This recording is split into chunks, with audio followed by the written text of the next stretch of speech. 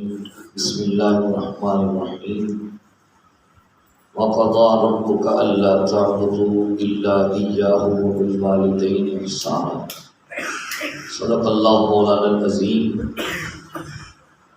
حضرات ذوالوقار اللہ کے فضل حضور علیہ الصلوۃ والسلام کی نظر رحمت سے مجھے اور آپ کو نماز فجر باجماعت ادا کرنے سے نوازا گیا۔ اللہ کریم ہم سب کی حاضری کو درجہ قبولیت عطا فرمائے۔ عنوان نمبر 26 ہے کہ والدین کے ساتھ حسن سلوک، ان کے ساتھ نیکی۔ اللہ تعالیٰ نے قرآن مجید فرقان حمید کے اندر ارشاد فرمایا، اے حبیب مکرم صلی اللہ علیہ وسلم، آپ کے رب نے اس بات کا فیصلہ کر دیا ہے کہ اللہ کے علاوہ کسی کی پوجا نہ کی جائے، اللہ کے ساتھ کسی کو شریک نہ ٹھہرایا جائے، اور جب تم اللہ کی عبادت کر چکو اس کے بعد اپنے والدین سے حسن سلوک کرو۔ یہ بڑا گہرا تعلق ہے۔ پہلے اللہ کی بندگی کا ذکر ہے، پھر والدین کے ساتھ حسن سلوک کا ذکر ہے۔ تفسیر کبیر میں حضرت امام فخر الدین رازی رحمۃ اللہ علیہ فرماتے ہیں، یہ اس لیے ہے کہ بندے کی تخلیق کے دو سبب ہیں۔ نمبر 1 سبب حقیقی اور نمبر 2 سبب ظاہری۔ سبب حقیقی تو اللہ رب العزت کی ذات ہی ہے، اور سبب ظاہری والدین کی ذات ہے۔ اس لیے اللہ نے اپنی بندگی کے ساتھ والدین کے ساتھ نیکی کرنے کا حکم عطا فرمایا۔ اما یبلغن عندک الکبر احدہما او کلاہما، ان میں سے ایک یا دونوں بڑھاپے کو پہنچ جائیں تو کرنا کیا ہے؟ فلا تقل لہما اف، تو ان کو تم نے اف بھی نہیں کہنا۔ اس طرح کی بات نہیں کرنی کہ جس سے ان کو کوئی ناگواری ہو یا ان کے دل آزاری ہو۔ اف کا معنی مفسرین جو لکھتے ہیں وہ یہ ہے کہ جب بندے کے بدن پہ کوئی چیز لگ جاتی ہے یا مکھی وغیرہ بیٹھتی ہے تو بندہ کہتا ہے اوہ۔ کہا اگر تیرے والدین بوڑھے ہو چکے ہیں، ان کا بول و براز بستر پر ہی نکل جاتا ہے، ہمت نہیں ہے، طاقت نہیں ہے، تو جب تو ان کی صفائی کرے گا یا بستر کی صفائی کرے گا تو جو تجھے اس وقت ناگوار گزر رہی ہوگی، سمیل آ رہی ہوگی، تو جو اس کے ساتھ تو اوہ کہنا نا، ان کی کسی بات کے آگے یا ان کی کسی کام کے آگے تم نے یوں بھی نہیں کہنا۔ اس بات سے بھی اللہ رب العزت نے منع فرما دی۔ پھر ان میں ولا تنہرہما، ان کو جھڑکنا بھی نہیں ہے۔ اس کی وجہ یہ ہے کہ ذرا آپ دیکھیں، جب ہم بچے تھے تو جب ہم کوئی ضد وغیرہ کرتے کسی چیز کے متعلق تو ہمارے والدین جھڑکتے نہیں تھے، یا کسی چیز کے بارے میں بار بار سوال کرنا۔ تو آج ہم جب تھوڑے سے بڑے ہوتے ہیں، جب ہماری جوانی جوش مارتی ہے، تو میں نے ایسے بیٹوں کو دیکھا ہے جو کہتے ہیں ابا جی چپ کرو، آپ کو بات کرنے کا پتہ نہیں ہے۔ جس نے بات کرنی آپ کو سکھلائی ہے، جس نے آپ کی زبان پہ کلمہ جاری کیا ہے، جس نے آپ کی ذات پہ رسول کریم جس نے آپ سے رسول کریم صلی اللہ علیہ وسلم کی ذات پہ درود و سلام پڑھوایا ہے، جس نے آپ کو قرآن پڑھنا سکھلایا ہے، جس نے آپ کو نعتیں پڑھنا سکھلایا ہے، آج اس کو بات کرنے کا پتہ نہیں ہے۔ ولا تنہرہما، جھڑکنا نہیں ہے۔ یا اس کی یوں مثال لے لے، حضرت مولانا امیر المجاہدین مولانا خادم حسین رضوی رحمۃ اللہ علیہ بڑی پیاری بات عطا فرمایا کرتے تھے۔ فرماتے ہیں ایک باپ تھا، وہ بوڑھا ہو گیا، تو اس نے اپنے بچے سے پوچھا بیٹا یہ دیوار پہ کیا بیٹھا ہے؟ وہ کہتا ابا جی کب آیا؟ تو باپ نے پھر دوسری بار پوچھ لیا، بیٹا یہ مجھے بتانا ذرا دیوار پہ کیا بیٹھا ہے؟ تو کہتا ابا جی آپ کو میں نے کہا نہیں ہے کوا بیٹھے۔ اب اس کا انداز بدل رہا ہے۔ جب تیسری بار باپ نے پوچھا نا تو وہ چیڑ کے کہتا ہے ابا جی آپ کو سمجھ نہیں آتا تو چپ کر جائے، میرا دماغ کیوں خراب کر رہے ہیں؟ آپ نے میں نے 2 بار نہیں کہا کوا بیٹھا ہو، آپ کو نہیں سمجھ آتا تو چپ کر جائے۔ باپ کی آنکھوں میں آنسو آ گئے۔ کہا بیٹا اسی طرح میں نے تجھے اپنے کندھوں پہ اٹھایا ہوا تھا، تو دیوار پر یا درخت پر کوا بیٹھا ہوا تھا، تو نے 100 بار پوچھا تھا کہ یہ کیا بیٹھا ہے، تو میں نے 100 بار ہی مسکرا کے کہا تھا میرے بیٹے میں قربان ہوں یہ کوا بیٹھا ہوا۔ یار آج تو دوسری بار ہی تنگ آ گیا، آج تو دوسری بار ہی مجھ سے پریشان ہو گیا۔ وَقُلْ لَهُمَا قَوْلًا كَرِيمًا، جب بھی کوئی بات کرنی ہے والدین کے سامنے تو ان کے ساتھ نرمی سے بات کرنی ہے، ایسی بات کرنی ہے جس سے ان کا دل خوش ہو جائے، جس سے ان کی روح کو لذت ملے، ان کے دل کو سکون ملے کہ آج ہمارے بیٹے سے، میرے بیٹے نے بڑی مجھ سے نرمی سے بات کی ہے۔ وَاخْفِضْ لَهُمَا جَنَاحَ الذُّلِّ مِنَ الرَّحْمَةِ، اور ان کے لیے نرمی کے بازو بچھا دے۔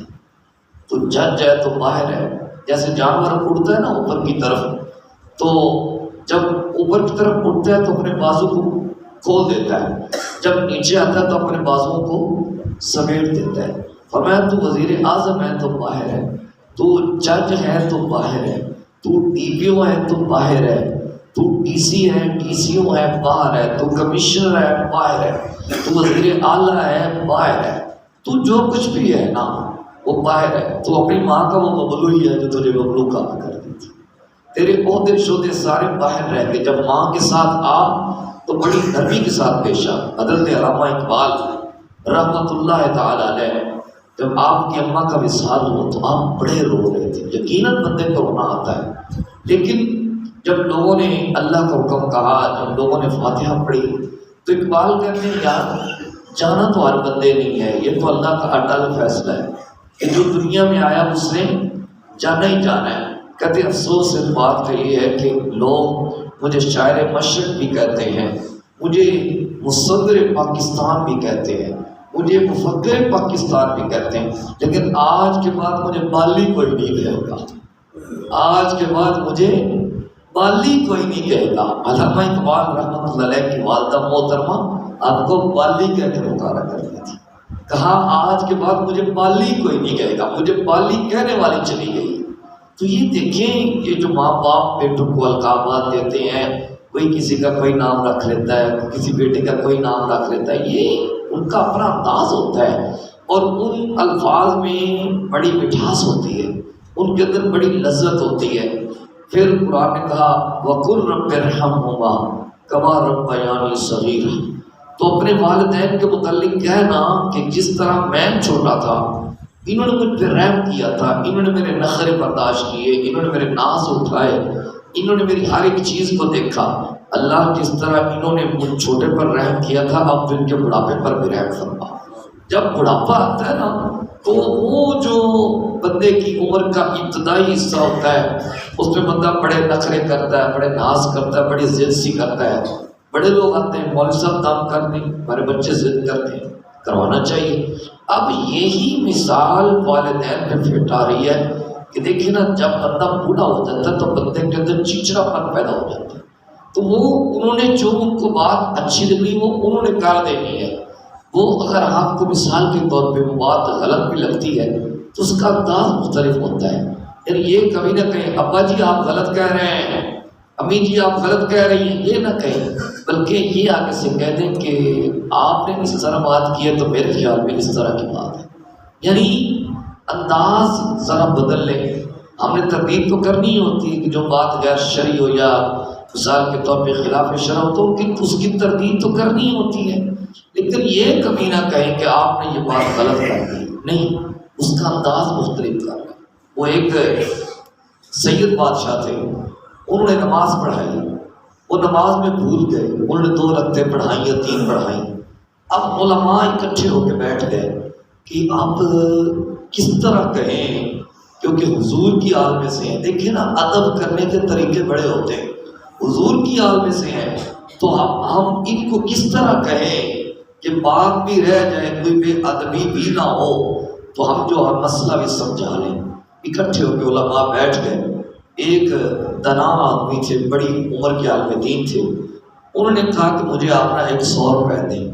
انہوں نے 100 روپے پکڑا، وہ چلتے چلتے وہ شاہ صاحب کی بارگاہ میں حاضر ہو کے جو بزرگ تھے ان کا ہاتھ چوما تو ساتھ نذرانہ پیش کیا اور ساتھ کہا کہ ایسا تو نہیں لگتا کہ آج نماز کم پڑھی گئی ہے۔ ان سے یہ نہیں کہا کہ آپ نے نماز کم پڑھائی ہے، کہا ایسا تو نہیں لگتا کہ نماز آج کم نہیں پڑھی گئی۔ تو انہوں نے کہا تیرے ادب پہ قربان جاؤں، تو نے اس طرح مجھے کہا ہے کہ اپنی بات بھی پوری کر دی اور میرے دل کو تکلیف بھی نہیں پہنچائی۔ تو بات کرنی ہوتی ہے، بات کا ذرا انداز بدل لیں، انداز اس طرح کا کر لیں کہ جس پر کسی کے دل آزاری نہ ہو۔ یہ تو ماں باپ کے متعلق ہے نا، کسی مسلمان کا دل بھی ہمیں نہیں دکھانا چاہیے۔ سرکار دو عالم صلی اللہ علیہ وسلم نے فرمایا مسلمان وہ بندہ ہے کہ اس کی زبان اور ہاتھ سے دوسرے لوگ محفوظ ہوئے۔ آج ہم جائزہ لیں کہ میرے ہاتھ سے کون محفوظ ہے، میری زبان سے کون محفوظ ہے، یا میرے فتووں کے ذات میں ہے۔ آج مجھے جائزہ لینا ہے کہ میں کس کس کا دل دکھا رہا ہوں، میں کس کس کو تنگ کر رہا ہوں، میں کس کس کو پریشان کر رہا ہوں۔ تو یہ مکافات عمل ہے۔ اگر آج میں کسی کو پریشان کروں گا، کسی کو دکھی کروں گا تو وہ وقت دور نہیں ہے، مجھے بھی وہ چیز نا وہ اٹھانی پڑے گی۔ ایک سے بات پیش کر دیتا ہوں، میں پڑھ کے تو بہت کچھ آیا تھا لیکن آیات کی تفسیر میں اتنا وقت لگ گیا، اب وہ بھی میں نے مکمل نہیں کی۔ حضرت عبداللہ ابن مسعود رضی اللہ تعالیٰ عنہ بیان کرتے ہیں کہ میں نے نبی کریم صلی اللہ علیہ وسلم سے پوچھا حضور بہترین عبادت کیا ہے؟ حضور علیہ السلام الصلاۃ علی وقت، بہترین عبادت یہ ہے کہ نماز کو اپنے وقت پر ادا کیا جائے، نماز کی بے پرواہی نہ کی جائے، غفلت نہ برتی جائے۔ دکان پہ بیٹھ کے نماز کو ضائع نہیں کرنا، چوکوں میں بیٹھ کے نماز کو ضائع نہیں کرنا، نماز کو قضا کر کے نہیں پڑھنا۔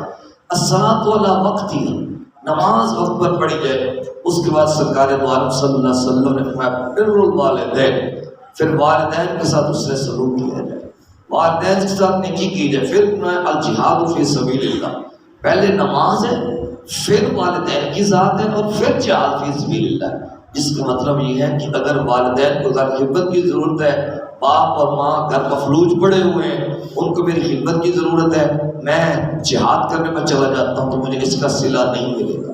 باپ کو خدمت کی ضرورت ہے، میں پیر کے دربار کے جا کے جھاڑو لگا رہا ہوں، میرا اللہ راضی نہیں ہوگا۔ والدین کو خدمت کی ضرورت ہے، میں تبلیغی گشت کر رہا ہوں، اللہ راضی نہیں ہوگا۔ اپنی طرف سے نہیں کہہ رہا۔ نبی کریم صلی اللہ علیہ وسلم ایک اور حدیث پیش کرتا ہوں معذرت کے ساتھ۔ سرکار دو عالم علیہ السلام کے پاس ایک بندہ حاضر ہوا، صحابی رسول ہے، عرض کی یا رسول اللہ صلی اللہ علیہ وسلم میں جہاد پر جانا چاہتا ہوں، مجھے اس کی اجازت دیں۔ اب یہ کوئی چھوٹی عبادت ہے، بہت بڑی بات ہے۔ سرکار دو عالم علیہ السلام نے فرمایا اے جہاد کی اجازت لینے والے، احج الوالدین، کیا تیرے والدین زندہ ہیں؟ عرض کیا جی یا رسول اللہ صلی اللہ علیہ وسلم میرے والدین زندہ ہیں۔ تو سرکار دو عالم علیہ السلام نے فرمایا قال ففیہما فجاہد، گھر چلا جا ان کی خدمت کر، اللہ گھر بیٹھے جہاد کا ثواب عطا فرمائے۔ اس لیے یہ بڑے عظیم نمونے ہیں، بڑی عظیم نعمتیں ہیں، اور ان کی کمی میرے آقا نے محسوس کی ہے، ان کی کمی نبیوں نے محسوس کی ہے۔ خدا کی قسم بازار سے ہر چیز مل جاتی ہے۔ اگر مثال کے طور پہ کسی بیوی کا شوہر فوت ہو جائے، ایک عرصے کے بعد اس کی دوسری شادی ہو جاتی ہے، اللہ اس کو بیٹے بھی دے دیتا ہے۔